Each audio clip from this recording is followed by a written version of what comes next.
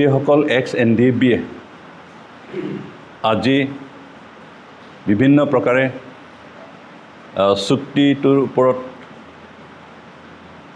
বিৰূপ মন্তব্য প্ৰকাশ কৰি আছে। তেওঁলোকৰ বহুতেই আন্দোলনৰ মাজভাগতে আন্দোলন এৰি সতীৰ্থসকলক শত্ৰুৰ পক্ষৰ সন্মুখত মৃত্যুৰ মুখলৈ ঠেলি দি আঁতৰি আছিল। তেওঁলোকে চিজফায়াৰ কৰাৰ পিছত আকৌ সোমাই এতিয়া নিজকে নেতাগিৰি দেখুৱাব খুজিছে কিছুমানে। আৰু দুই এজন বৰ্তমান যিসকল আন্দোলন চুক্তিটো বিৰূপ মন্তব্য কৰি সমাজত এটা বেয়া এটা বাতাবৰণ সৃষ্টি কৰিবলৈ চেষ্টা কৰিছে। তেওঁলোকৰ বহুতেই সংগঠনৰ বিষয়ে নাজানে, সংগঠন কি, তাৰ জন্ম কেতিয়া হৈছিল, কিয় হৈছিল, কেনেকৈ হৈছিল, সেই কথা কেনেকৈ নাজানে। কালি পৰহি তেওঁলোকে সংগঠনত আহি এতিয়া নিজকে নেতাগিৰি কৰিবলৈ চেষ্টা কৰা দেখা গৈছে। আৰু তেনেকুৱা নেতাসকলেই বৰ্তমান আমাৰ গোটেই বিটিআৰ অঞ্চলত এটা বীজ বিয়পাবলৈ চেষ্টা কৰা দেখা গৈছে। আমি তেখেতসকলক সতৰ্ক কৰি দিওঁ যাতে তেওঁলোকে জনসাধাৰণক ভুল পথে পৰিচালিত কৰি বিটিআৰ অঞ্চলত যাতে অশান্তি বিয়পাবলৈ চেষ্টা নকৰে। আমি NDB হিচাপে যি উদ্দেশ্যলৈ সংগ্ৰাম কৰিছিলোঁ সেই উদ্দেশ্য যোৱা 2020 চনৰ 27 জানুৱাৰীত হোৱা চুক্তিৰ জৰিয়তে সমাপ্ত হ'ল। আমি যি আশা কৰিছোঁ, যি উদ্দেশ্যলৈ সংগঠনে জন্ম দিছিলে সেই উদ্দেশ্য অৱশ্যে 100%ই সমাপ্ত হোৱা নাই কথাখিনি আমি স্বীকাৰ কৰি 99% আমি সমাপ্ত হোৱা বুলি কওঁ। যাৰ জৰিয়তে অন্ততঃ আমাৰ ভাষা, আমাৰ সংস্কৃতি জীয়াই ৰাখিব পৰা ব্যৱস্থাখিনি আছে।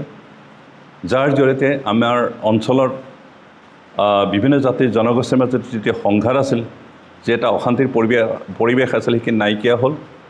আৰু তাৰ ফলত আমাৰ মাজত এটা শান্তি হ'ল। শান্তি স্থাপন হোৱাৰ জৰিয়তে আমাৰ মাজত বৰ্তমান ডেভেলপমেণ্টেল কাৰ্যবোৰ দ্ৰুতগতিত আগবাঢ়িবলৈ ধৰিছে। আমি শান্তি বিচাৰোঁ, কাৰণ বড়ো জনগোষ্ঠী অশান্তি ভাল নাপায়, বড়ো সমাজে অশান্তিক ভাল নাপায়।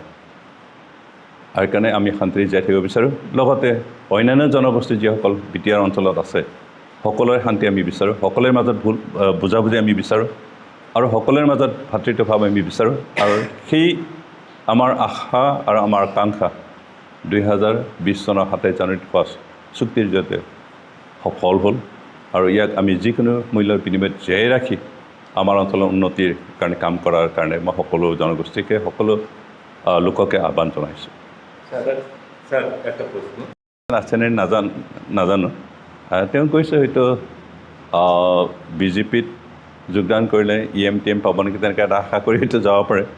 কিন্তু এনেই লিগেল ছাইডত তেওঁৰ তেনেকৈ বিপদটো আমি দেখা নাই, তেনেকৈ আছে বুলি নাজানো। মিত্ৰজোঁটৰ চৰকাৰে যিসকল দুৰ্নীতিপৰায়ণ নেতা বা নৱসংখ্যালঘুৰ ওপৰত যি শাস্তিমূলক ব্যৱস্থা ঘোষণা কৰিছিলে, এতিয়ালৈকে এইবিলাক কাৰ্যকৰী বা কোনো ধৰণৰ অগ্ৰসৰ হোৱা পৰিলক্ষিত হোৱা নাই। ইতিমধ্যে আপোনালোকে দেখিছে যে মিত্ৰজোঁট চৰকাৰ হোৱাৰ পিছত আমি BTAD অঞ্চলৰ অৱশ্যে এতিয়া প্ৰচেছখিনি ষ্টাৰ্ট কৰা নাই, কিন্তু ইতিমধ্যে ৰিপৰ্টখিনি আমি লৈ আছোঁ। কিন্তু অসম চৰকাৰ হিচাপে ইতিমধ্যে একশ্যন লৈছে যে মাটিৰ দালালবিলাকে এৰেষ্ট কৰিলে, ড্ৰাগ এডিক্টসকলক, ড্ৰাগ ব্যৱসায় কৰাসকলক এৰেষ্ট কৰিলে, আৰু তেনেকৈ কৰাপশ্যন জড়িত বহুতো বিষয়ত তেওঁলোকে এৰেষ্ট কৰা দেখুৱাইছে। আপোনাৰ APSC বৰ্ডৰ কৰ্মীসকলক বা যিসকলে APSC বৰ্ডৰ কৰ্মীসকলে মেনেজ কৰি পেলাই চাকৰি পাইছিল তেওঁলোকে এৰেষ্ট কৰা গোটেই কথাখিনি আপোনালোকে দেখিছে। সেইকাৰণে তেওঁলোকে যিখিনি কাম কৰিম বুলি প্ৰতিশ্ৰুতি সেইমতে পালন কৰিছে আৰু অহা দিনবিলাকতো কৰি যাব। পৰাগ্ৰাৰ ওপৰত যথেষ্ট বাকী আছে, আৰু বাকী গ্ৰুপবিলাকৰ খুব কম সংখ্যকে বাকী আছে, সেইখিনি দিয়া যাব। চৰকাৰৰ তৰফৰ পৰা নিজৰ দায়িত্বখিনি শেষ কৰিছে। এতিয়া তেনেকুৱা দিয়াৰ পিছতো ৰিহেবিলিটেশ্যন স্কিম দিয়াৰ পিছতে কাৰোবাৰ ঘৰত যদি চৌকা জ্বলা নাই, তাৰ বাবে দায়ী কোন? চৰকাৰ নে সেইজন ব্যক্তি যিজনৰ চৌকা জ্বলা নাই?